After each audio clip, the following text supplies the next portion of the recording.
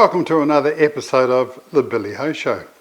And what I've got here is a Gray and Menzies bottle. And Gray and Menzies made soft drinks in New Zealand and distribute them all over the place. But when I was a kid, across the road more or less was the Avondale racecourse, and we were always getting into trouble. Mr. Willoughby was the caretaker and he was always chasing us somewhere, but because we used to use it as a shortcut to go to the pictures. we didn't do any damage or anything like that. We were just there and he chased us because we were there.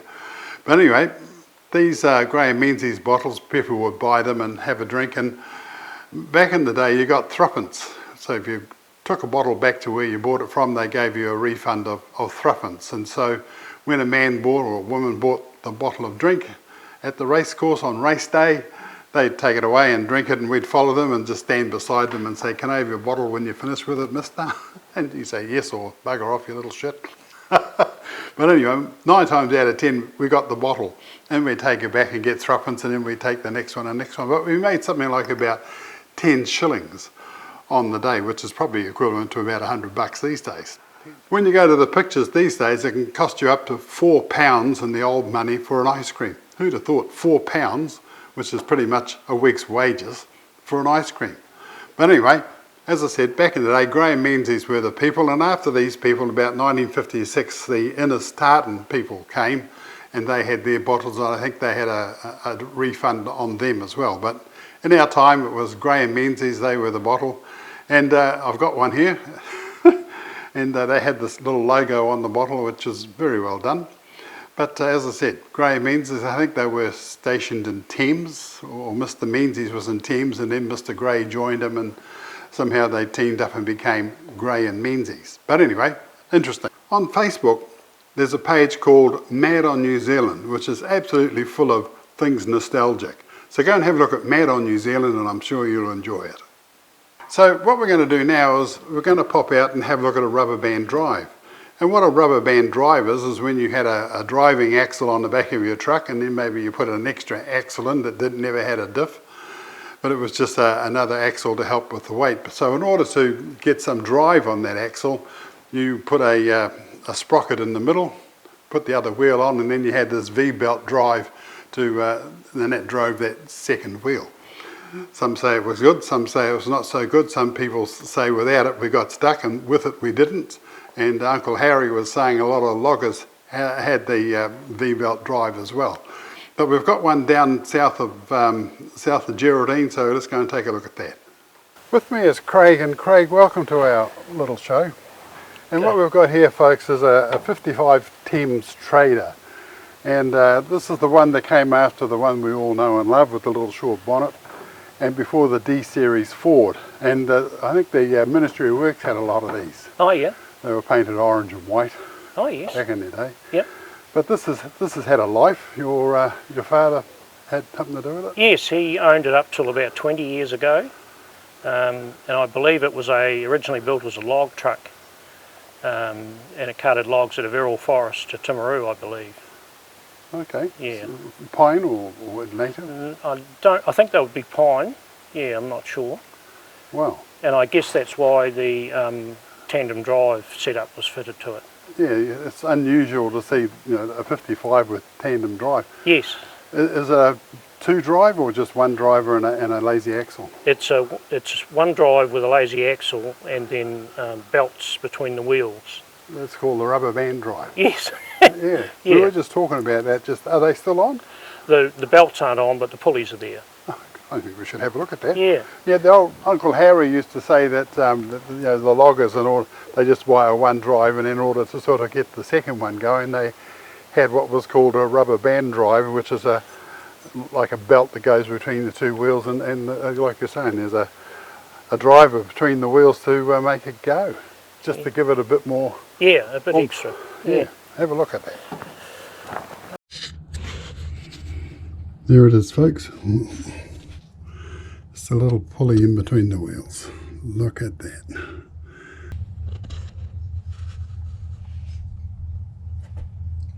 Wow.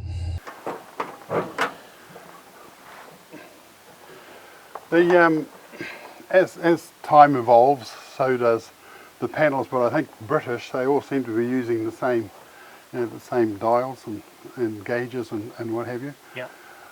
I think this might have been new. That wasn't in the previous one. The sort of make that steering wheel a bit flatter. Yep.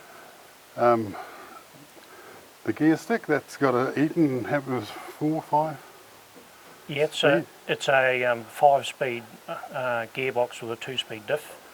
Yeah. You give that to somebody and say, what the hell is this?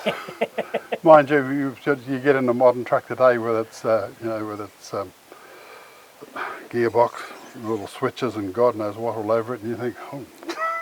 Yes, yes. Yeah, they get the same reaction. Does it go? Yes, it does, yeah. It's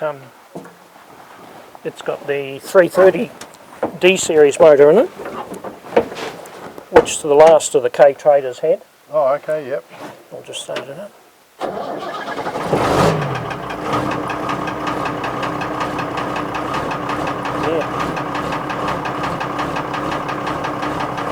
Might have to drive it forward a bit.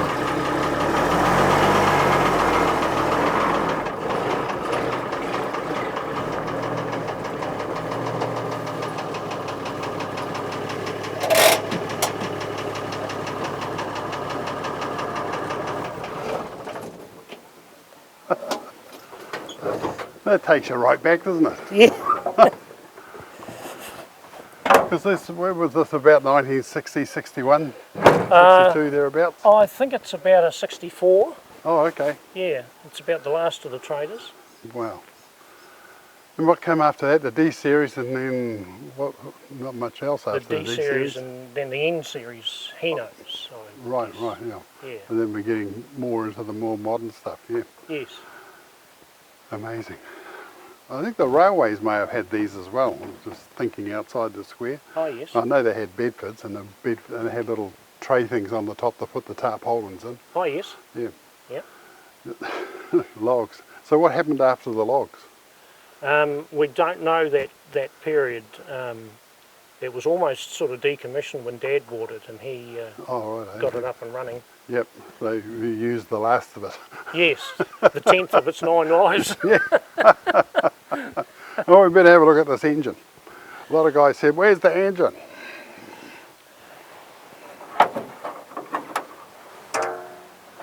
And look at that, it's hung up on springs. Yes. Not the old, put the stick up. That's right, yeah. Yeah. But it sort of goes back into the cab a wee bit, which allows the bonnet to be a bit shorter. Yes. And some of those other trucks, I mean, like the OLB Bedford, half of that engine's in the cab. Yeah, that's right. And so in order to get to those spark plugs, you need an elbow here and an elbow here and an elbow here. But yeah, oh, we'll have to see it going. Can we see this engine going? Yeah, sure.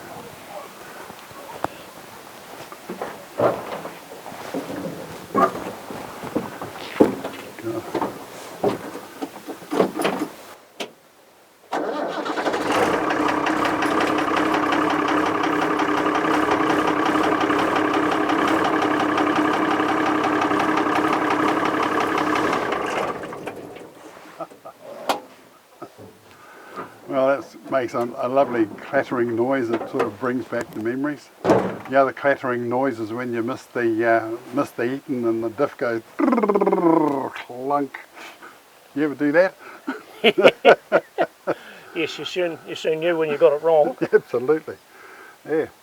Oh no, that's wonderful.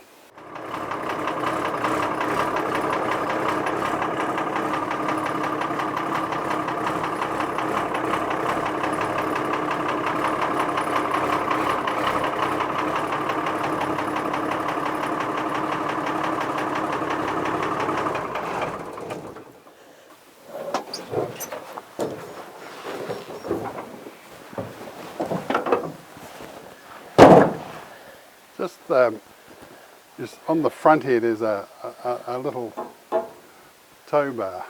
You know what they did with this? I'm guessing when she was a log truck, she might have had to have been towed out of some rough conditions, I would guess. Or backhoe jinker in or something. Yes. Yeah. Yeah. But you don't see this on the front of many trucks these days. No, you don't. No. No. Some of those old GMCs had a great big huge winch on the front. Yep. But it's gone way past this time. Yeah. Yeah. Anyway, congratulations. It's good to see your old buddy's still alive. It's good to see kicking. that it survived. Yes, and still absolutely, working. Absolutely. There you go, folks. The old Thames Trader. Milburn Lime, every time. Milburn Lime, available all over the Southland District and beyond. Top grade lime that's been available year after year. Call them on 03 417 8228. The next time you need lime, think Milburn Lime, every time. On Saturday, November the 6th, we leave for another Bill Hohepa Old Truck Tour of New Zealand. We leave from Auckland and make our way to Wellington, cross over on the ferry to the South Island and continue down all the way to Richardson's Museum in Invercargill. Then we travel up the coast all the way to Wakefield and on to Rockville. All this and looking at old trucks as we go, as well as seeing a fair bit of New Zealand. We have 12 places available and people will travel by minibus. So if you have an ex-truck driving dad or granddad or somebody you know, maybe this special trucking holiday treat will be just a ticket. Maybe a Father's Day surprise. If you'd like to find out more, just go to my Facebook page, Bill Hohepa's 2021 Old Truck Tour, and all the details are there. Or just email me at billhohepa@extra.co.nz. Roger Mann has a great heritage collection in his new big shed about 3k north of Geraldine.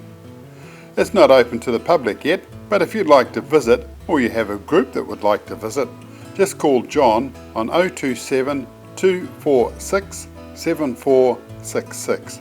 That's 027 246 7466 and he'll make all the arrangements. Roger has a fantastic collection and we know that you'll just love it. What we've got here is a very, very unique car. It's an Alvis, A-L-V-I-S, and there's a little rabbit stuck up on the radiator cap as the logo, and an Alvis has got Elvis written on the side of this little 4-cylinder engine in it, but the whole thing's made of aluminium. So it's very, very light, of course. I think that looks like brass, the radiator and the light caps, and the 3 exhaust pipes that come out of the side of the engine and go all the way along the side of the car, so you don't get in from the right hand side, you get in from the left or just climb over. And this is the boat tail effect on the back with the spare wheel bolted up underneath it, and there's a little looks like a boot arrangement. You need a key to open that up, and you can put a few bits and pieces inside there. But it's just a rarity. I mean, you wouldn't see too many of these on the road these days. And it's got a split windscreen, so this top half will actually spring up, let a bit of air in, and it has got a top that clicks up over the top and you can keep nice and dry. The dashboard is unique. You need to come and have a look at this. So what we've got here is a speedo that goes around to 60 miles an hour. We've got a rev counter, or maybe that's the speedo, goes to 80 miles an hour, and there's all is how far it's gone. Maybe that's a rev counter. Who knows? And then we've got an oil pressure, amp meter, and a clock. Beautiful. And the steering wheel's got a couple of knobs on it for advance and retard as well. In order to change the gears, it's got a gate gearbox here. So there's 1, 2, 3, 4 and a reverse over there. And there's a handbrake in front of that. But so that means you've got to put your arm outside the car to change the gears and put the handbrake on. So great thinking from the people at Alvis who decided that was a great idea. I love this little mirror that's just attached to the windscreen. Amazing. This is a 1937 Lincoln Ford Zephyr, or Ford Lincoln Zephyr, and it was the top of the range of Ford cars. So it became Ford Deluxe, Ford Mercury, and Ford Lincoln Zephyr. And in there is a V12 engine, which you wouldn't have to change gear too often if you're travelling from A to B with a great big engine like that. and it's just beautiful. Inside here they've got a Baker-like steering wheel, a very flash little dash, and yes, he's certainly got an interesting gear stick that goes up under the dashboard rather than coming out of the floor. And lovely upholstery, headlinings, suicide back door, so it's easy to get in and out of the thing.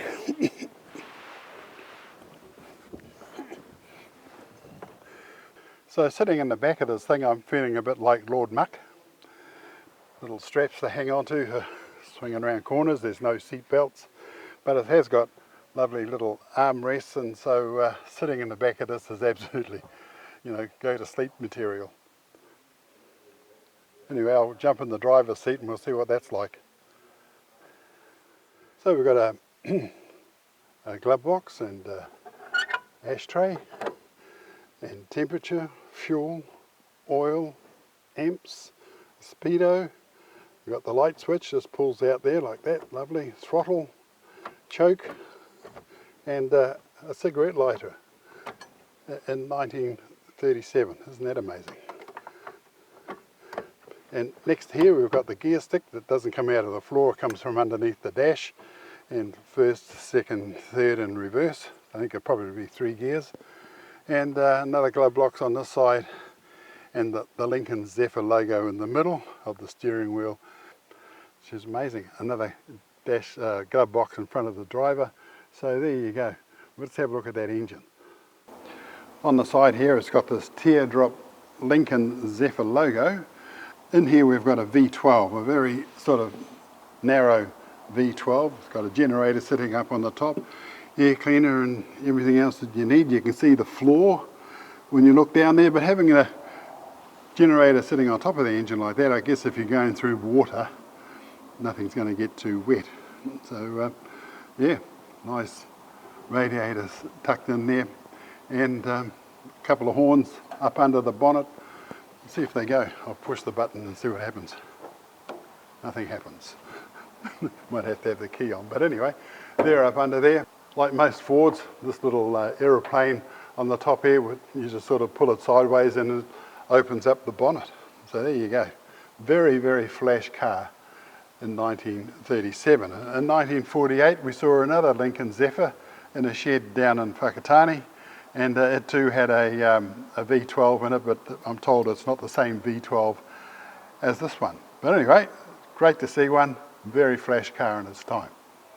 Next door to the 37 Lincoln Zephyr is this 1930 Nash. And Nash was a pretty big car maker back in the day, but I reckon during the 1930s, between 1930 and 1940, some amazing cars and shapes and sizes came onto the market, particularly European ones. But the Nash, it's a very, very big car. It's got a great big straight 8 engine in there to get it going. I love the spare wheel arrangement where they stick it into the mudguard. Side lights, a decent mirror, sort of strung up like the truck ones. That's interesting. And in there's where the driver sat, but I guess if you had a car like this and you owned one, you'd probably sit in the back and enjoy the view and wave to everybody, and you have a driver sitting there doing the driving. Very big car, but let's have a look in that back seat. Lovely little dash, very originally designed there with the spreading out each side like a spreading out each side thing. Lots of dials and what have you. Looks like it's also 3-speed with the reverse over to the left, and the accelerators between the clutch and the brake. A couple of things on the steering wheel for advance and retard. This great big straight 8 engine, but in the back it's just amazing. Rolling. And it's a long way back to the, once you're in, then you've got to spin your bum around. And I guess why they have this sort of Jesus bar behind the seat. But sitting back in here, we've got an ashtray by the look of it. A little wider here to wind that window down. There's a little blind as well if you didn't want to sort of be seen. That's amazing. light in the centre, but on this side we've got what's commonly known as a cigarette lighter. So you sort of light up your cigar and put the thing back in there, and that's where you put all the ash. So smoking in the 1930s was encouraged, but again this side is to wind the window down. It's got a little blind as well, little something to hang on to, something to wind the window down, something to open the door.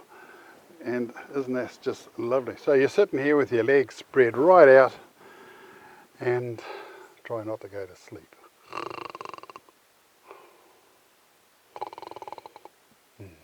What I've got here is a copy of Talking Trucks. This is a book I wrote a couple of years ago, and it's the history of New Zealand trucking. And it's all from the programs that I did between 2013 and 2016. I'm going to let this go for $25. So it's a special. Father's Day's coming up. So if you'd like your copy, there's my phone number, 027 277 0717. Just send me a text or email me, billhoheper@extra.co.nz to get your copy. $25 and the history of New Zealand trucks. What we've got here is a Model T, and absolutely original. And there's no door sort of near the steering wheel. It's actually about halfway along the car. There's the door to get into it. So you've got to climb into the back, move around and get into the steering station in the front. And when you're in there, you've got a window to sort of wind down and a little mirror to see what's coming along. That all opens up, and there's one dial that's measuring the amps, and there's a little light switch to turn those lights on. It's got the three usual pedals in there, but let's have a look. The cranker, obviously to make it go. The original number plate, 170-2.727, and so as I said, the door's in the middle of the cabin, so in order to get into there I've just got to come around through the back seat, through the gap in the middle, and jump into the steering station. Three pedals on the floor like all Model Ts, and there's an amp meter, a key and a switch for the lights, and advance and retard and what have you on the steering wheel. An electric horn by the look of it. No. But this car is absolutely original, all the way down to having a blind. And the back seat, the carpet on the floor. It's just everything about this is as it was coming out of a shed, wherever that was. So this is just a great example of what Ford did back in the olden days. Amazing. And I'm sitting in a 1912 Model T Ford. And the thing about this Ford is everything is brass. The lights are brass, the radiator is brass, radiator cap is brass, and there's a clock and a speedo in here, all brass. And as time went by, they went to about 1929, the Model Ts, and during the First World War, the brass disappeared and they painted everything. But it's just an interesting old car, and it's interesting that Ford made them for about 28 years. So they probably made 1 million plus of the old Model T. And we've got three pedals there that make it go. You push one halfway in and it goes backwards, you let it out, it goes forward. So there is a bit of a rigmarole on how those pedals work, but once you've got it sorted, you're away. Brass steering centres, you've got advance and retard, and I think there's an extra throttle on this side. So it doesn't have an accelerator. Yeah, that's right, you've got an accelerator here. But just the little box of electricals that make it go. The engine is a 4-cylinder engine, and we've heard in other people describing how that engine works with its spark plug system and what have you. And they start really, really easy. But as you can see, it's got a unique speedo system with how far it's gone and the little bubbles there. Brass, everything is brass, and it just looks absolutely stunning. On this side, We've got a, isn't that a fabulous horn? But having this car here for everybody to see is just amazing. This 1912 Model T Ford, and absolute mint condition, and it's just great to see one. What we've got here is an original 1928 Rolls-Royce, and I've been told that this actually came looking like this from England. And one of the things that Rolls-Royce actually did was they just sort of sent the front to whatever country they were sending them to, and people made their own cabins. That's why Rolls-Royce looks so odd. You see an odd looking thing and interesting cabins. The cabins weren't made by Rolls-Royce, they were made by whatever country that they went to. But this is just interesting. This was actually built by Rolls-Royce in its time. And this is the third of these little puffy horns, if you like. But it's got the lady, that's got a name, that lady. I can't quite remember what it is. And yeah, it's just, well, it's 1928, so it's coming up to the 1930s when everything was flash and what have you. But let's have a look and see if I can just have a look at this engine in here. And it's just a 6-cylinder Rolls-Royce engine. Amazing. And this was a doctor's car, and there's a lot of little coupes like this, Ford, Chev, and they were commonly known as doctor's cars, but this is probably up the top of the range of a very rich doctor. I suppose you paid through the nose if he had to come and visit you in this, rather than a Model T Ford or something like that. Just by way of a little interlude, what I've got here is a photograph of a Tatra, and it's a V12, dry sump, air cooled, and we saw a Tatra up in Carmo a few years ago, and independent drive, it did all sorts of things. Well, this Tatra is 1966, thereabouts, and it's a logger.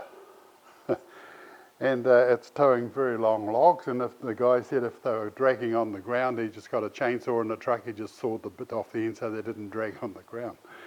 And he was saying that the back axles, something happened to them, they had to get apart, and so it ran for a couple of weeks just using the front drive, so it was front wheel drive. But those Tatras are an absolute amazing truck, and if you've got a YouTube, access to a YouTube, just YouTube Tatra trucks, and you'll see some footage there of Tatra trucks doing four-wheel drivey sort of stuff, going through the mud and the slush, and they're just an absolute amazing machine. But here's one that was came to New Zealand, worked on the logs, and as I said, a fantastic story. This is a Honda Abbey, and I think after this came the little smart cars. But what a cute little car is. Just one, maybe two small people could get in here, or one big people could get in here. And it's just the cutest little thing. Yeah. I won't even attempt getting in there. But I just thought we'd finish the show with a jump in one side, and you could go down to the shops in this, but there's hardly any room to put the groceries. Bit of a platform behind there, but I guess the engine's behind the thing. But this is just one up from a golf cart, really. In fact, I think you'll probably get more in a golf cart than you would in this thing. But anyway, got people from A to B. The old Honda Abbey. Up in the roof, in the shed full of old cars, is 1, 2, 3, 4, 5, 6 helicopters. And it's just amazing that you people have helicopters hanging from the roof. And as you can see, we're in a shed full of old cars. We haven't had time to get round the whole lot of them, but there are certainly some interesting cars in here. And if you're down Rangiora way, maybe you could get hold of our mate Daniel, and he might let you come in and have a look.